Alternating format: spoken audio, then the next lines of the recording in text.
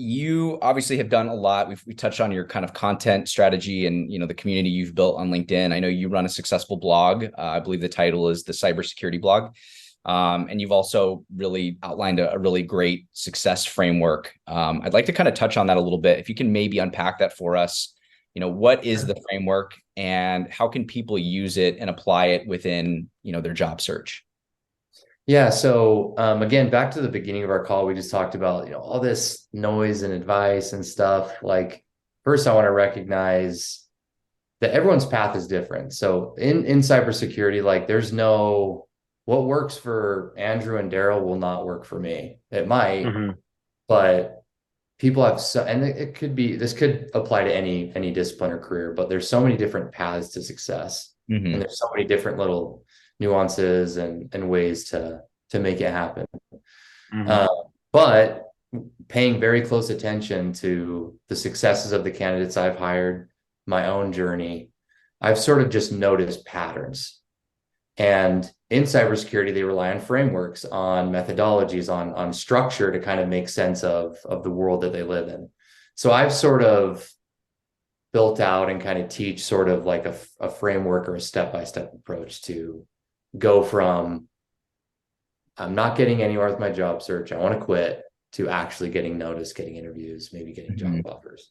Hmm. So for me, it starts with just choosing what you want to do. That's the most basic thing.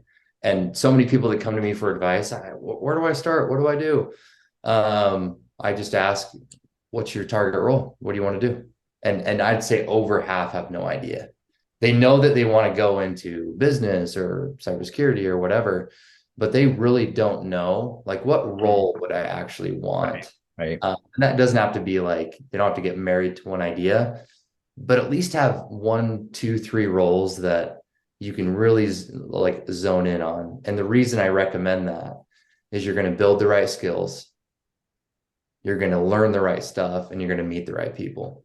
If you do it the other way and just kind of like attack a whole industry, like you're going to fail. Like that's what I've seen Mhm. mm again and again. So just be specific. It's that easy.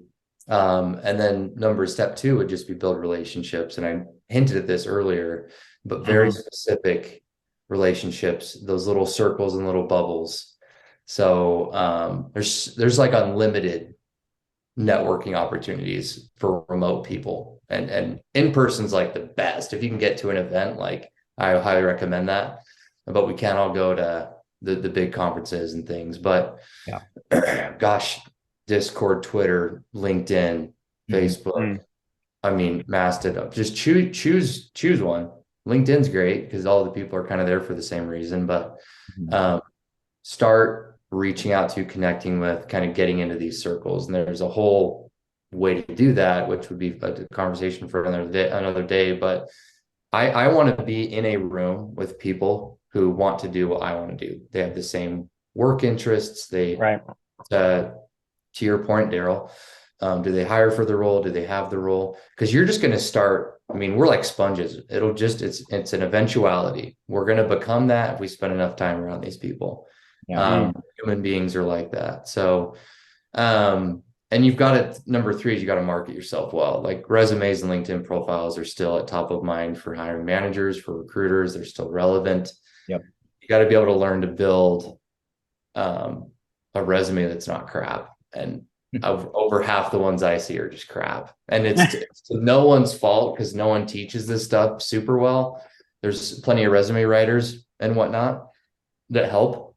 hmm But if you can just, really value driven resume and optimize LinkedIn profile that's complete, that paints a clear picture of yourself, like that's super good. So you got Yeah. to market yourself out there because you're not going to meet people in person very often. So the stuff on paper has got to Yeah. match that. mm mm Um, then once you kind of get going in your journey and you're starting to get interviews, you got to prepare for that interview 100%. That's like the one thing I drive home the hardest is if you actually get the opportunity, which in this market could be rare because we're kind of in a recession type of environment and Yeah. layoffs are happening and whatnot.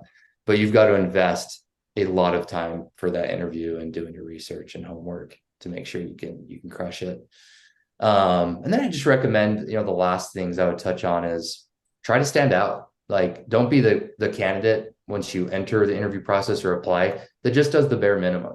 I'm just going to float by. I'm going to wait for them to reach out for the next interview. I'm going to, just answer their questions in the interview. Like, do a little bit more, show value, show a project, show you've done your research, send follow-up emails, connect with others in the company to learn more, to kind of network and get your name at the top of the list. Don't just be passive, like be very active and kind of getting your name out there.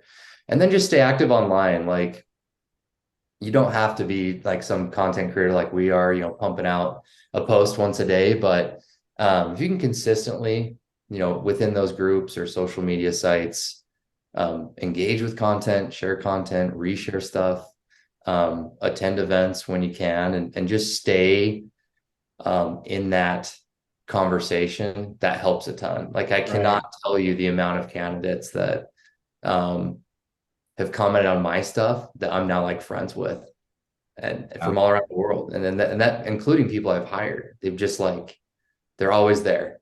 That's how we became. That's how, exactly. We're an example of that. Like, I've got friends in all over the place now that just over months and months, years and years, they have just consistently shown up. And you see the names on LinkedIn. You're like, the names, even if they don't have a huge following. So keeping your name out there in those online conversations. Yeah.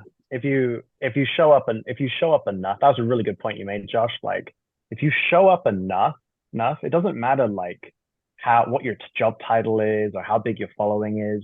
If you're consistent, you become a known entity. And that's one of the biggest secret sources of job seeking, in my opinion, is becoming a known entity.